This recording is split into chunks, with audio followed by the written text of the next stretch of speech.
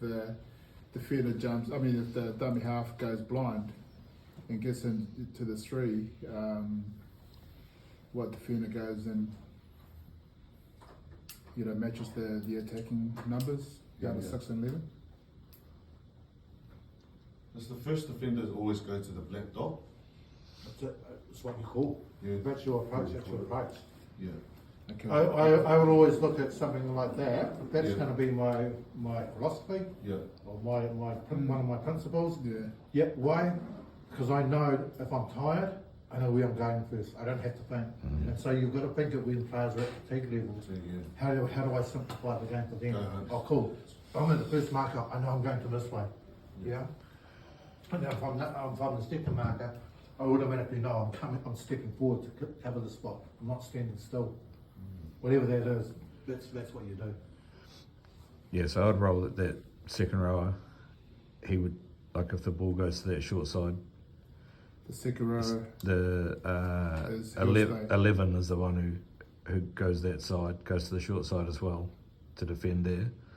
The 6 goes towards the black dot, but then he also ties in for the dummy half. Yeah, I think around my philosophy with each defence, if the balls come out here, like we talked about before, I wouldn't want the winger centre shooting out, otherwise we'll just leave them exposed with a 2v1 from the attacking side. I'll hold.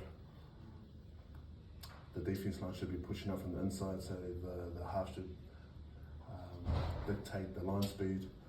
Also, not having anyone jumping out too early, leaving a staggered line. I think for me it's important that each defence holds its line, and if the attacking side got numbers on them, then the 4 and 5 can slowly start trailing. So back trailing, but just to force these attackers out to the sideline and having the rest and the inside pushing them to the sideline, so it forces the attackers to come back in. If you know what I mean? Yeah, yes. Because usually, like some of our boys, they had there were a couple of them that like to buy it in too much, so it left that 2v1, so their winger was always free. So I keep telling him to hold his line and having the insides to push up and him to sort of drop back a bit just so he can catch him on this point, because if he comes up, if this 5 comes up about here, then that's a 2v1, these two here, on the short side here. So it's, and usually the fullback will come around, but just puts a lot more work for the other guys on the inside, the 4 and the 7, being up. If he was to hold his line, he's able to catch him.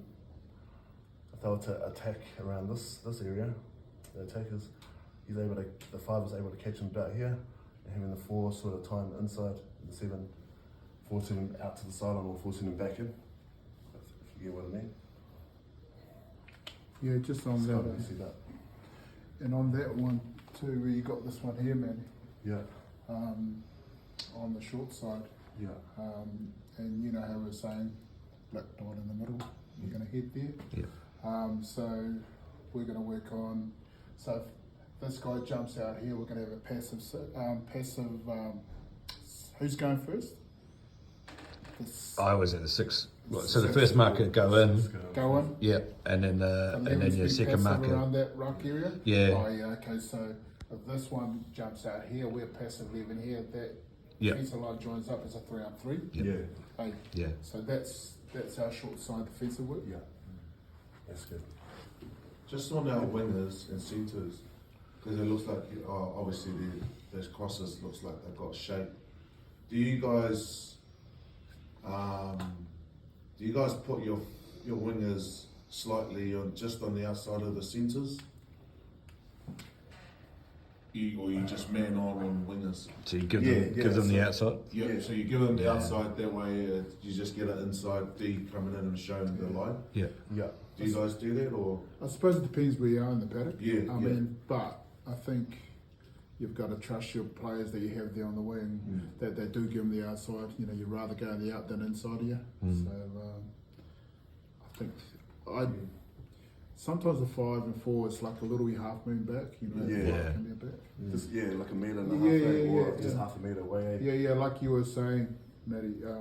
Analysing that defensive work is bang on, mate. Yeah. Because I feel like it's really hard for the wing and centre when they're in the line, when it's a straight line. Yeah, yeah, yeah.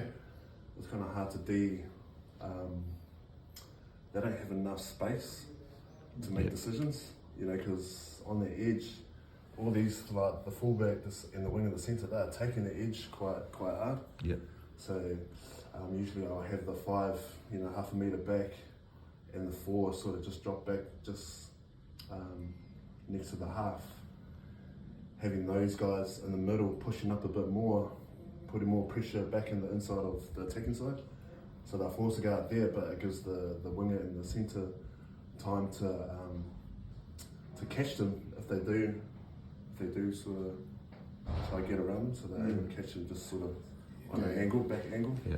That's what you see, and like, you know, around there they'll start back trailing once there's like an overlap. You know, they'll start back trailing, turning their backs towards the ball carrier, but also just sliding on their back angle, having the insides keep pushing in. I guess the important part is the inside. You know, inside communication is massive when it comes to defense. You got to hear that. You know, you got to hear those comms from the inside, so you have that trust. You know, from your insides pushing in. So I guess there's a lot of the reasons why a lot of wingers and the centres end up coming in. Yeah. You know, jamming in for no reason, because there's no comms as well. Yeah, that's another factor that. Another reason why, you know, that they'll end up jumping out. But yeah, apart from Nice, that. bro. Cool. One more.